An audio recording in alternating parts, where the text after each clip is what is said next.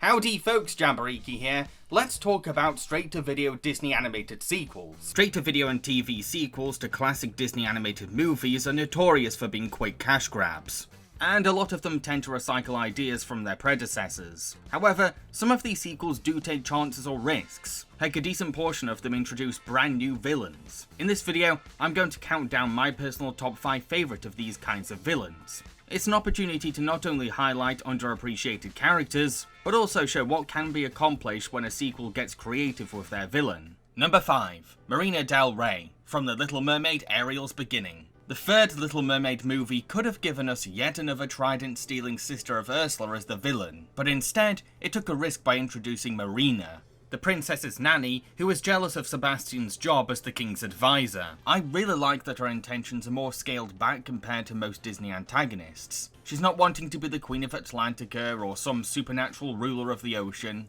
She just wants a life that's more comfortable and stable than the one she has now. How did that little invertebrate get to be chief of staff? Chutzpah. I want that job! I deserve that job! It's refreshing to see a Disney villain who would be happy to simply be a king's assistant, because most antagonists typically tend to aim for the highest pedestal in the hierarchy. In a way, there's something sympathetic about her, because she's stuck in a job that she hates, lives in a home that's too small for a big personality, her boss can be hard on her sometimes, the princesses never cooperate with her, and her co-worker makes coming to work miserable. Soft shell. Tardy girl. Stick eye. Fish lips. Backstabber. Fashion disaster. Bottom feeder. Babysitter. Dismissed.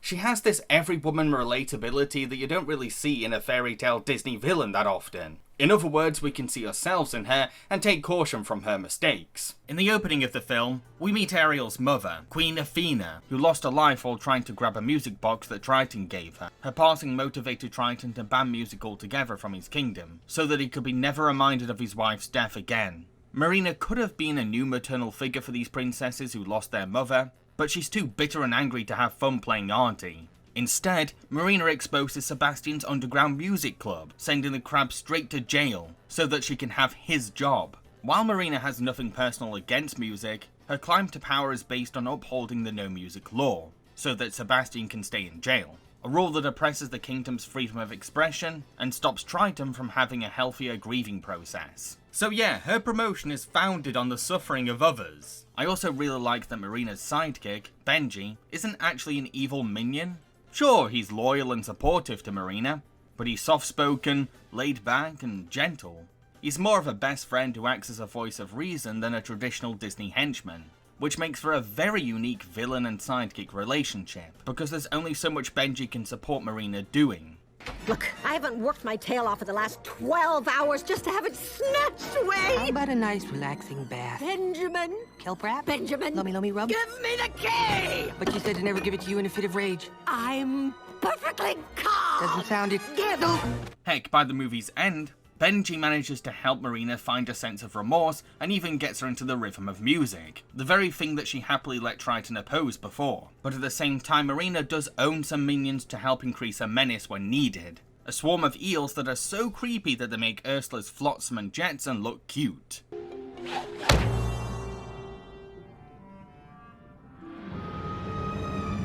Guys, that ain't kelp!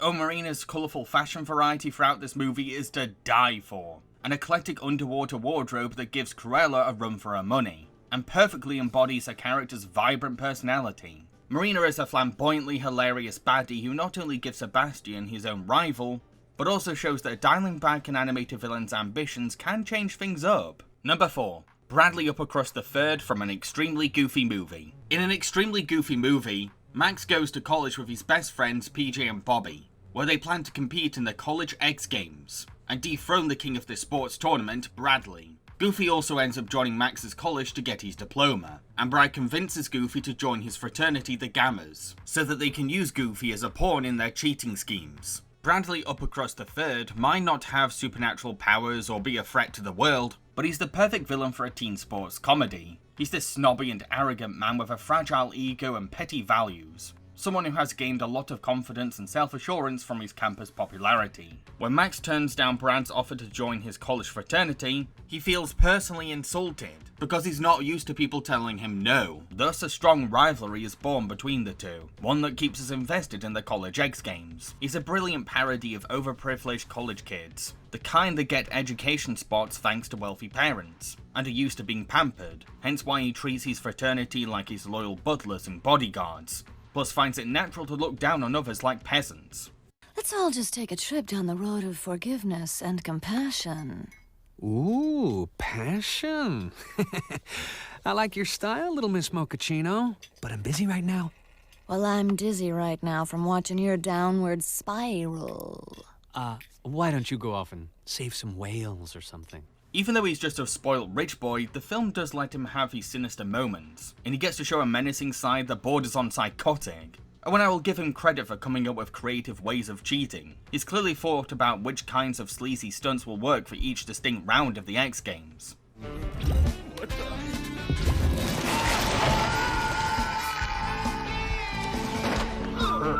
The movie has a strong theme of staying focused too, from Goofy learning to commit to his studies, to Max putting aside his ego to win the college X Games.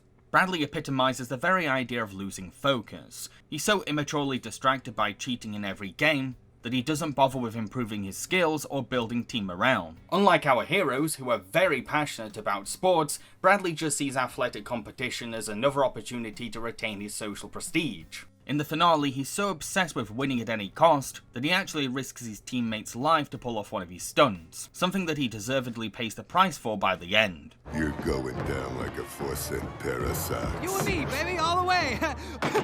Oh, a vacancy at the Gamma House. Taking applications. Okay, let go of me, you big fat jerk. Time to get on the last jet to nowhere.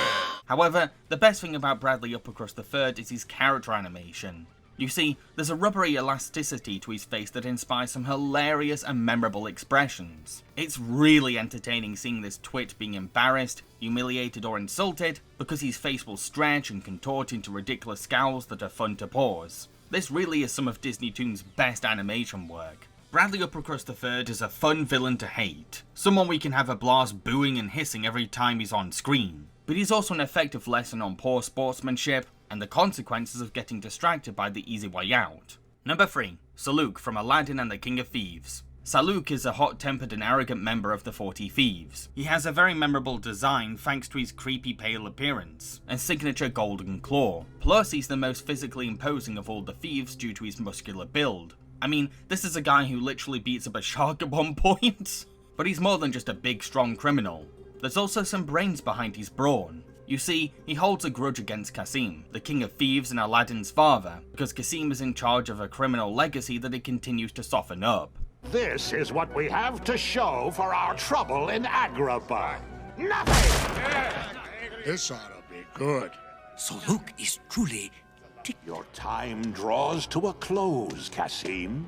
After Saluk loses a combat challenge against Aladdin, a very personal loss when Al is his rival's son, everyone assumes that he's fallen to his death, but he actually survived, and he cleverly uses everyone's assumption about his death to his advantage. While Cassim tries to fit into the palace without being recognized as the King of Thieves, Saluk sneaks behind the scenes of the prison system, whispering the secrets of the 40 Thieves to the head guard, which leads to many arrests. He then later reveals that he's still alive to his friends, blaming Cassim for the recent arrest to deflect any suspicion on his part, and thus becoming the leader of the remaining thieves. That's right, Saluk managed to completely screw up everything for the 40 Thieves without anyone ever knowing about his betrayal because they think he's dead. That's kinda genius when you think about it. But I also like how Saluk's selfish greed ties into the film's main story. Saluk is this man who cares more about power and wealth than his adoptive criminal family, going as far as deceiving them to gain leadership and create conspiracy. But his reckless need to get a hold of the Hand of Midas causes his downfall. His haunting death becomes a huge wake-up call for Cassim, who now sees what the greed for gold can do to someone, and how important it is to be loyal to your loved ones. Saluk is a standout Disney sequel villain to me, because he's both physically intimidating and intellectually cunning, when most antagonists are either one or the other. but he's also a fantastic part of the movie's lessons. Although it is a little distracting that he's voiced by Jerry Orbach, who played Lumiere in Beauty and the Beast. Someone will have no head if this is another wild goose chase.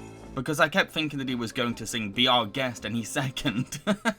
Go on, unfold your menu, take a glance, and then you'll be our guest. We our guest, be our guest. Number 2. Dr. Hamsterville, from Stitch the Movie and Leroy and Stitch. The original Lilo and Stitch didn't have any traditional villains, just an antagonist who happened to be doing his job. But Stitch the Movie introduced Dr. Hamsterville, someone who fits the Disney villain trope to a T. He's a little baddie who wants to exploit Jumba's collection of experiments, who each have a special kind of power. What Hamsterville lacks in height and menace is made up for in flamboyant personality and passionate evil. He's a prime example of how to create a funny comedic villain. He has the weakest temper ever, so he's always throwing hilarious tantrums and outbursts. I did find this one experiment pod. Jumba refused to reveal the location of the others, so I brought him to you for interrogation. Only one?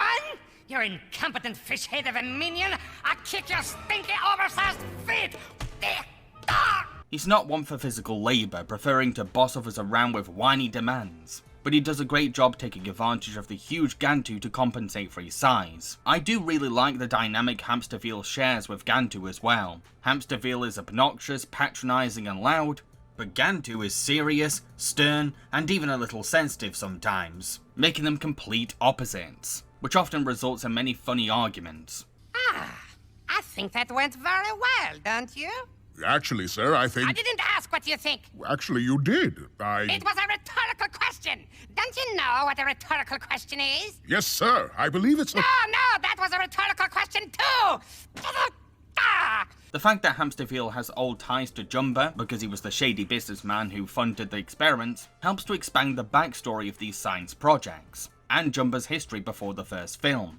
You did nothing but cheat Jumba, embarrass Jumba, steal from Jumba, and finally think on Jumba to Galactic Federation. For you, I wouldn't create peace outright toast! So, Hamsterville isn't just a new villain for the sake of a new villain. He brings a sense of world building to these sequels. His very introduction adds detail to the Lilo and Stitch lore. I've also come to really appreciate Hamsterville's strategic side in these sequels. In Stitch the Movie, he outwits the super strong Stitch with a trap that's above the weight that he can handle, which is actually quite a clever way to stop Stitch. In Leroy and Stitch, he's given up collecting all of the experiments, and forces Jumba to design a monster who will rival Stitch himself, which leads to the creation of Leroy, Stitch's ultimate competition.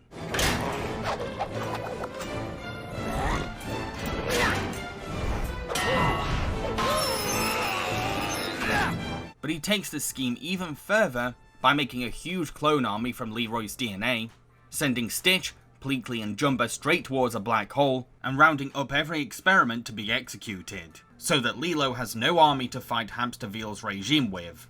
All of these decisions are practical countermeasures that could potentially improve Hamsterville's chances of winning. As egotistical and irrational as Hamsterville is, he really knows how to fill in the holes of his evil plans to make everything go more smoothly. At the same time, Hamsterville is the perfect embodiment of anti-Ohana. While our heroes are capable of demonstrating the power of family through their close bond, Hamsterville never comes to understand Ohana, and that is his biggest weakness. He not only deeply underappreciates Gantu, the closest person he has to family, so much so that Gantu joins our hero's side to feel loved, but he also completely underestimates the experiment's cousin Spirit, a powerful sense of togetherness that an army of Leroy clones can't scientifically replicate.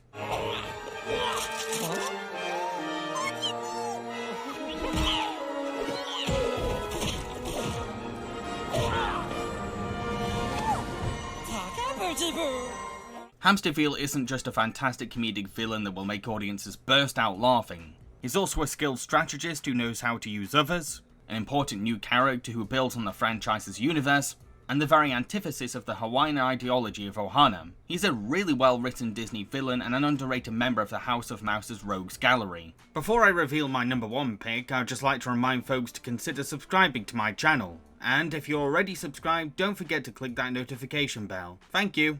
Number 1. Zira from The Lion King 2, Simba's Pride. First of all, can I just say that I've recently come to better respect Lion King 2? It's actually a really good movie. Zira is one big reason why. It makes total sense why she's the most iconic and popular Disney sequel villain. Her pride has been cast out to a barren, dry land because they've been corrupted by Scar's narcissism. So she raises a cub Kovu to seduce Simba's daughter Kiara and assassinate the king in his home. However, Kovu and Kiara end up falling in love, which completely changes everything. Okay, I have to tell her today. Oh, where do I start? Kiara, Zira had a plot, and I was part of it, but I don't want to be, because it's because I love you. There's a profound tragedy to Zira, because she's a pretty damaged lioness who has clearly become deranged. She's already been warped by the cult of Scar, a community who worships a dead tyrant who only cared about himself. Banishing her to a termite-filled wasteland would of course deteriorate her mental health even more, and give her stronger reasons to resent Simba. She doesn't technically care about ruling Pride Rock as queen, she just wants to get her own back on the king who ruined her life. While Simba has his reasons for the banishment, I mean Scar's crimes and abuse left many wounds in Simba that have created trust issues, but there's still a cruelty to the Outlanders' punishment that makes us sort of sympathise with them. Zira may be the villain, but she's also the victim of a harsh law that doesn't give second chances, and Scar's narcissism. The movie heavily preaches the dangerous consequences of letting hate consume and destroy you. Zira has devolved into this crazed lioness who prioritizes killing Simba over everything in her life. She's let her rage take over her entire identity. Her dream of vengeance causes horrible permanent damage to her cubs too. From Nuka feeling so neglected and unloved that he ends up sacrificing his life to prove his worth to his mother. I'm sorry, Mother. I tried. Shh. To Kovu developing a sense of self-hate, suffering an identity crisis, and struggling to understand the very concept of fun. My father said there was a darkness in Scar that he couldn't escape. Maybe there's a darkness in me, too. Now, yes, Zira's scheme goes completely wrong, but that's the whole point. The fatal flaw of her evil plan is her obsessive loathing of Simba. Hate is a character's Achilles heel, because it's what distracts her from seeing the bigger picture. Yes, she's managed to manipulate Kovu into being the perfect assassin, but she greatly underestimates the consequences of letting him live in a normal society. Once exposed to the world outside his cult, Zira's brainwashing starts to fade away from Kovu's mind. Scar couldn't let go of his hate, and in the end, it destroyed him. I've never heard the story of Scar that way. He truly was a killer. Like all toxic parents though, Zira never takes accountability for her mistakes, resorting to blaming everyone except herself. You cannot escape it. Nuka is dead because of you. No. You've killed your own brother! No!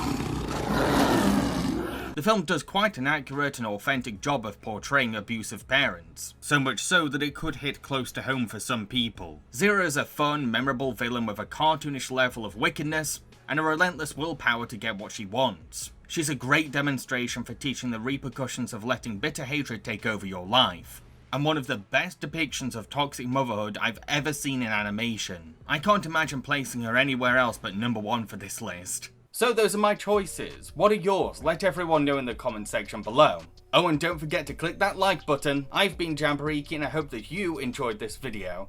Cheerio, folks.